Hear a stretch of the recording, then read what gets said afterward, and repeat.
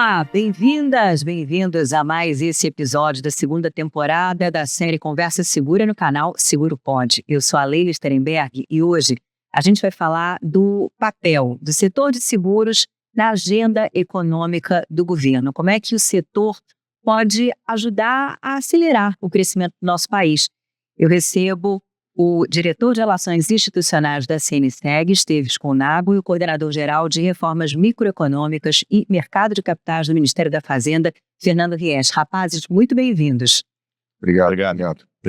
Vou começar com uma pergunta básica para os dois. Diante da agenda do governo para a aceleração do crescimento, outras iniciativas também como proteção social, infraestrutura, por aí vai, como é que o setor de seguros pode aperfeiçoar o ambiente de negócios, né, e ser visto como um parceiro institucional para aprimorar políticas públicas? O que você acha, Fernando?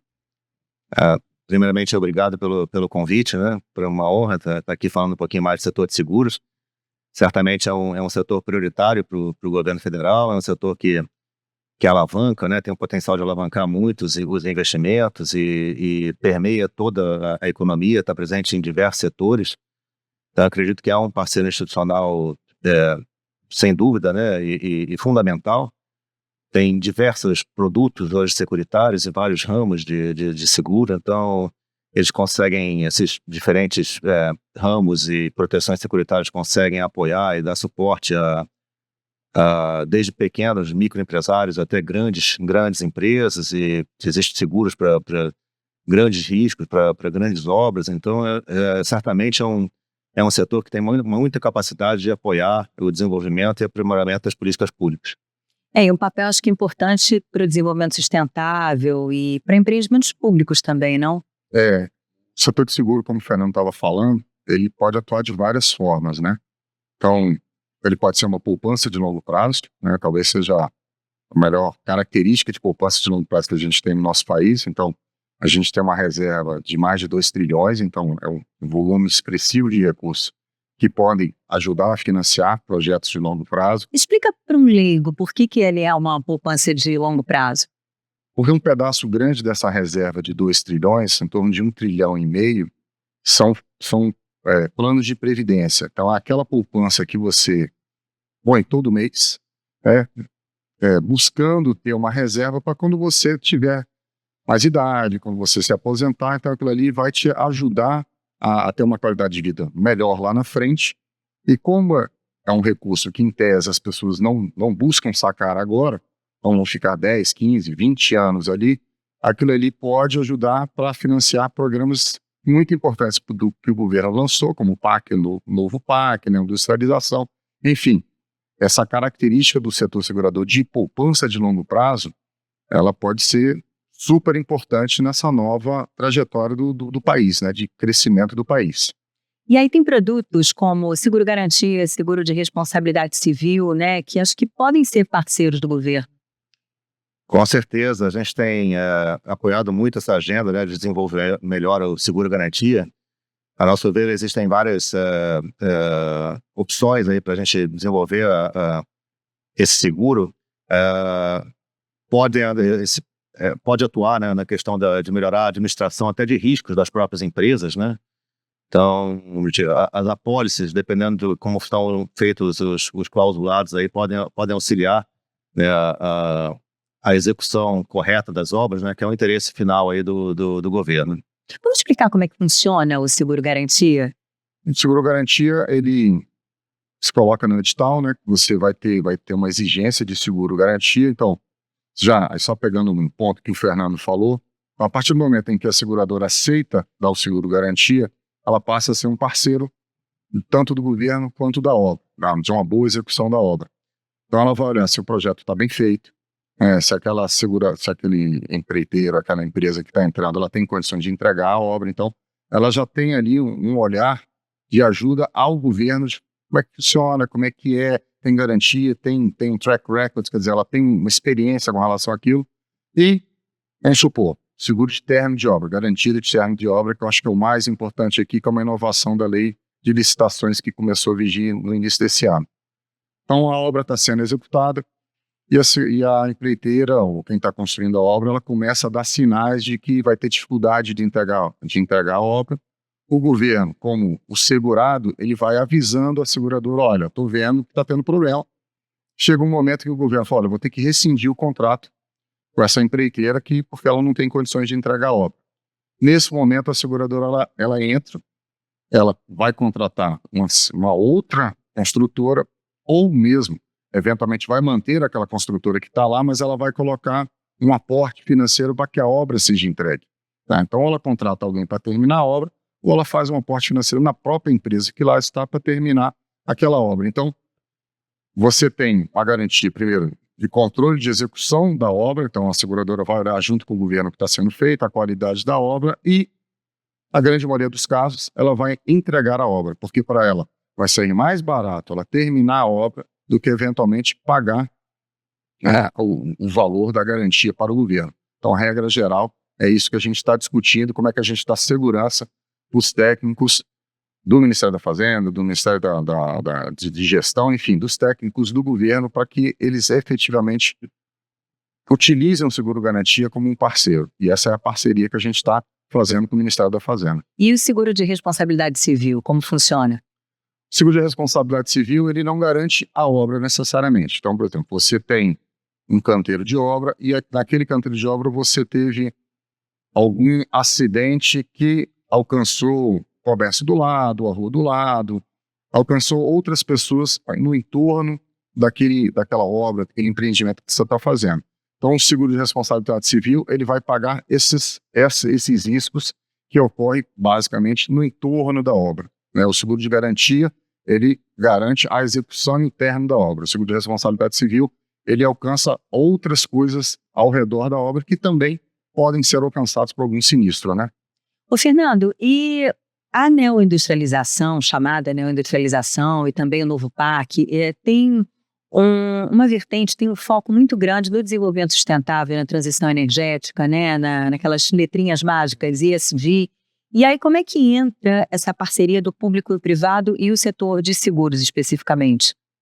A gente acho que o setor de seguros é fundamental também nessa questão da transformação ecológica, né? O governo federal tem um plano de transformação ecológica, o Ministério da Fazenda está coordenando aí junto com outros ministérios, que participam também as autarquias, né? Então, em particular, eu acho que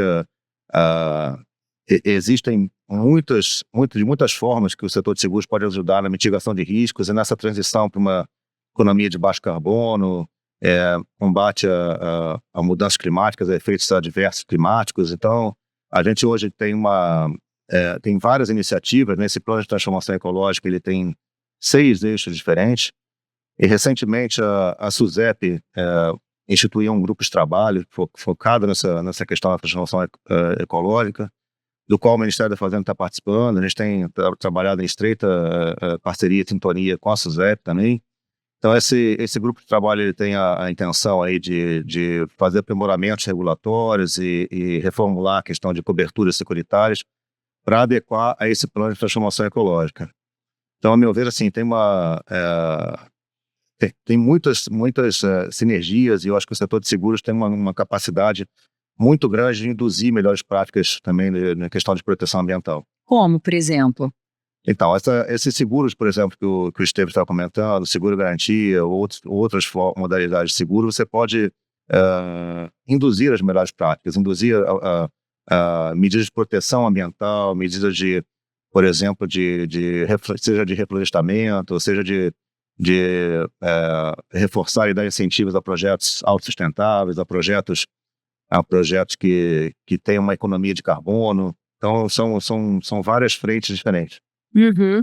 E é interessante, porque o Brasil tem um potencial muito grande para crescer, exatamente como um player gigantesco aí nessa economia verde, quer dizer, parceiros internacionais de olho no Brasil, até como provedor de hidrogênio verde, por aí vai. Então, acho que o setor de seguros pode se beneficiar dessa onda, né? É um ganha-ganha, na verdade.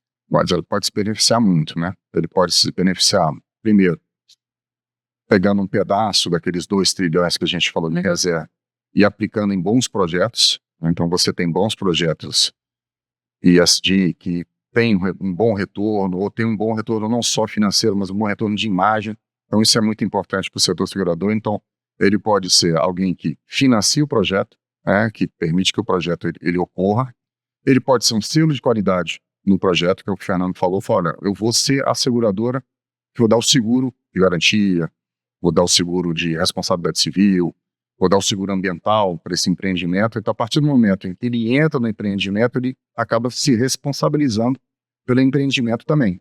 Então, se o reflorestamento efetivamente foi feito, se aquele empreendimento está seguindo as diversas normas, ou ambientais, ou de não utilização de terra indígena, de terra quilombola, ou trabalho escravo. Quer dizer, o setor segurador ele pode ser um selo de qualidade, de ateste de que as diversas legislações estão sendo observadas e que o bruto vai ser entregue.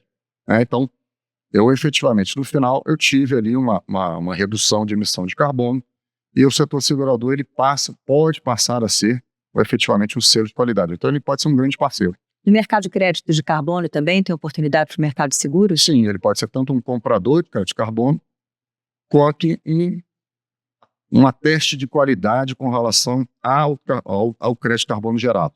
Então, ele tem vários papéis ali.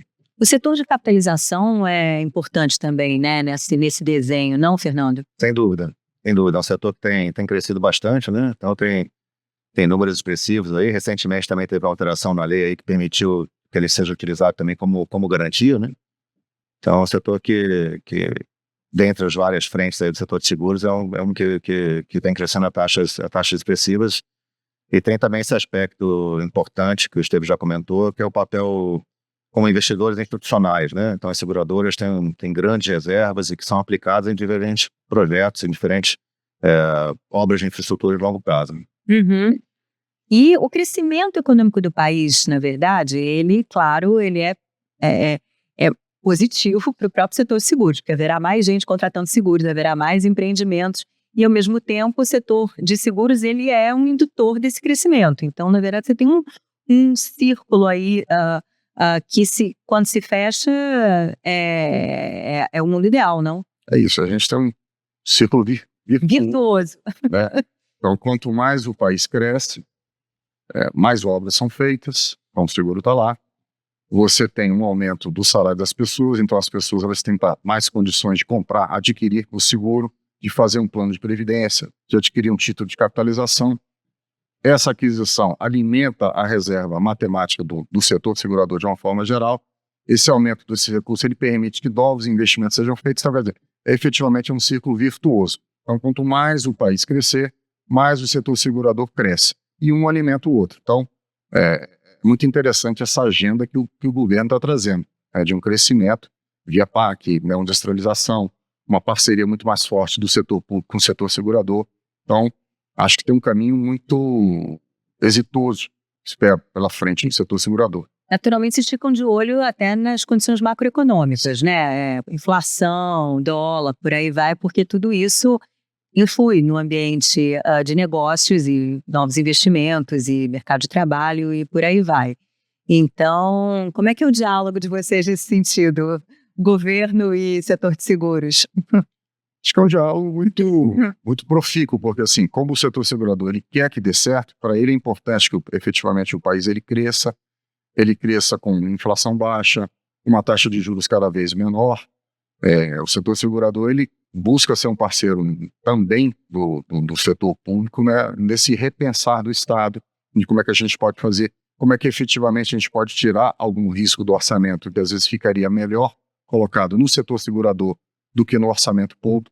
Então a gente tem alguns exemplos no setor rural, falando aqui do Proagro, que é um programa importante ali de ajuda aos agricultores, em que esse risco está todo dentro do orçamento. Então, quando você tem ali um problema climático, o orçamento que às vezes previa 2, 3 bilhões para pagar o Proagro, de uma hora para outra sobe para 4, 5, 6, 9 bilhões. Então, essa volatilidade, essa flutuação no orçamento público é muito complicado. Você não tem esse espaço de uma hora para outra para fazer. Eventualmente, o setor segurador pode ser um parceiro nisso. Porque, Wilson, o que vai acontecer? O governo vai contratar um seguro, vamos supor que vai gastar os mesmos 2, 3 bilhões, mas se acontecer algum risco maior, o risco já não é mais do governo. O risco agora é do setor segurador, então se for 9, se for 12, se for 15 bilhões, então o setor segurador também vai pagar. E você dá um planejamento mais fácil para que o governo ele, efetivamente possa conduzir suas políticas públicas. E como é que está a discussão, por exemplo, da questão de letras para a eventualidade de catástrofes, desastres climáticos? Porque essa é uma preocupação generalizada, né? E hoje já há produtos aí sendo desenhados para que haja um rateio, digamos assim, com o próprio mercado de capitais, né? De eventuais perdas, o que me parece que é um caminho a seguir nesse tempo de mudança climática, não, Fernando? Sim, com certeza. A questão de pouco mais de 2 anos atrás, foi promulgada uma lei que permitiu, né, a emissão de um mecanismo chamado letra de risco de seguros, que é justamente um produto financeiro que você consegue trazer para o setor financeiro, né, para transferir riscos de seguradoras justamente para eventos climáticos adversos, assim, catastróficos, né? E recentemente, neste ano, nós conseguimos fazer uma regulamentação, uma resolução conjunta aí do Conselho Monetário com o Conselho Nacional de Seguros Privados. Então, a nosso ver, a parte regulatória está pronta, né? Acho que em breve vão ter esses lançamentos aí dos primeiros títulos no Brasil. A gente acha que isso vai crescer de uma forma expressiva, né? Seguindo aí os padrões internacionais, que a gente já viu que isso funciona muito bem, em que o setor financeiro, né, principalmente investidores institucionais, compram esses títulos e tem uma remuneração, se o sinistro não ocorrer, tem uma remuneração melhor do que os títulos tradicionais de renda fixa. E para os seguradores é bom também, porque limpa o balanço, né, elas conseguem assumir mais riscos, então acho que é um mecanismo interessante. Aí só complementando a questão anterior, da questão da interlocução, né, que o Esteves comentou, que o diálogo está permanente aí com o setor privado, com a CNSEG, com outras associações. A gente do governo federal tem um fórum denominado Agenda de Reformas Financeiras, em que chamamos as principais associações de mercado de diferentes setores. A nosso ver, tem que os setores trabalham em conjunto, né, não só o setor de seguros, mas o de crédito, o mercado de capitais também. Então, você está sempre ouvindo o setor privado com sugestões para melhorar o sistema financeiro. E nesse último ciclo de debates, a gente discutiu 17 temas diferentes, inclusive o tema de seguro de garantia, o seguro rural, e atualmente a gente está em discussões internas no âmbito do governo para aprimorar, né, essas modalidades. O que tem que ser aprimorado na sua visão, Esteves?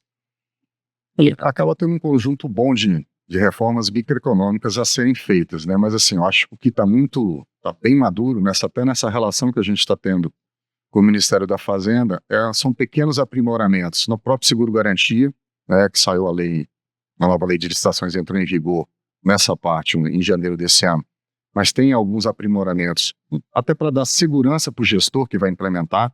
Então, uma conversa que está muito madura lá no Ministério da Fazenda, né? A gente acha que pode aprimorar um pouco, também tem uma conversa muito boa com o Ministério da Fazenda, a própria lei de concessões. Então o setor segurador ele pode ser um parceiro nas concessões públicas que são feitas, nas parcerias público-privadas. E aprimorar como, mais ou menos? Aprimorar dando, por exemplo, no caso das concessões e da parceria público-privada, é deixar mais claro aquilo que foi feito para as obras públicas, quer dizer, a partir de que momento a seguradora ela pode entrar numa concessão e terminar uma obra que estava ali na concessão. Então, você tem uma duplicação de uma rodovia. Você tem uma concessão e aquela concessão ela tem um pedaço de investimento. Vamos supor que não a concessionária, porque a concessionária não é quem faz a obra, mas ela contrata alguém para fazer a obra. E essa empresa que ela contratou começou a dar problema.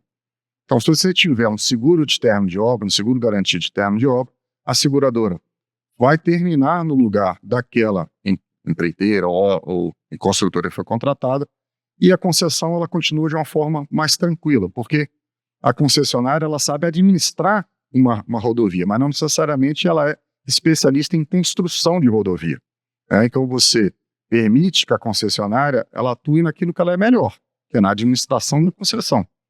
E o risco da obra ela passa para a seguradora, porque a seguradora vai ser, junto com o poder público e com a concessionária, o fiscal, alguém que vai olhar com mais cuidado aquela obra, porque se a obra não foi feita, é a seguradora que vai fazer. Então, acho que tem um conjunto muito bom de reformas microeconômicas que estão sendo feitas, além de toda a parte de garantia, a parte de utilização da reserva matemática como garantia em operações de crédito, que deve baratear muito a taxa de juros. Então, seria uma medida também e está muito evoluída, é muito importante. Quantos pontos percentuais? A gente imagina que vai cair, deveria cair para algo muito parecido com o crédito consignado, porque o risco é até menor do que o crédito consignado, porque a sua reserva matemática já está lá, o seu dinheiro já está lá. Então não tem o risco de você não receber o salário, que é o do crédito consignado. Então, se você pegar hoje um crédito direto ao consumidor sem garantia, a gente deve estar falando de uma taxa de juros de 5,5% ao mês. Se a gente for por um crédito consignado, a gente deve estar falando de uma taxa de 1,5% ao mês. Então, por mês, você está falando talvez de uma diferença de 4 pontos percentuais. Então, são quase 50 pontos percentuais no ano. Então, assim, uma diferença é muito grande. Com certeza. Esse ponto que o Esteves trouxe é muito importante, né? A gente está justamente nessa fase, os próximos meses aí, consolidando a resolução, a parte infralegal, né? Porque a lei saiu, permitiu, mas precisa de uma resolução conjunta do Conselho Monetário e do Conselho Nacional de Seguros Privados. A gente fez uma consulta pública, recebemos diversas sugestões das associações também. Então, a gente agora está consolidando e está agora em estrita parceria com o Banco Central e com a SUSEP para fazer a norma infralegal que vai justamente permitir a nosso ver, essa modalidade aí, que de fato acho que vai trazer dezenas, centenas de bilhões de reais, né, a créditos com taxas sustentáveis, realmente próximas aí ao crédito consignado. Enquanto isso, só para a gente encerrar, todo mundo de olho na economia americana também, né? Porque se também os juros sobem por lá ou não caem, a liquidez aqui para nós diminui, aí o dinheiro internacional fica mais complicado. Então, isso é algo que vocês acompanham também, com certeza, né? Assim, acho que não tem como não acompanhar a economia americana. Ela ainda é um dos motores do mundo, né? Então, se a taxa de juros lá não cai, dificulta a nossa economia aqui, né? Então, a gente torce para que a economia americana caminhe de forma mais séria para essa possibilidade, esse momento de redução da taxa de juros lá, porque vai nos ajudar aqui, né? Com certeza. Gente, muito obrigada, viu, Fernando, Esteves, foi um prazer falar com vocês, e o que queremos é realmente uma economia pujante. Acho que aí nesse ponto não há dúvida. Pessoal, muito obrigada pela atenção, acompanha a CNSEG pelas redes sociais, muito conteúdo interessante e até a próxima.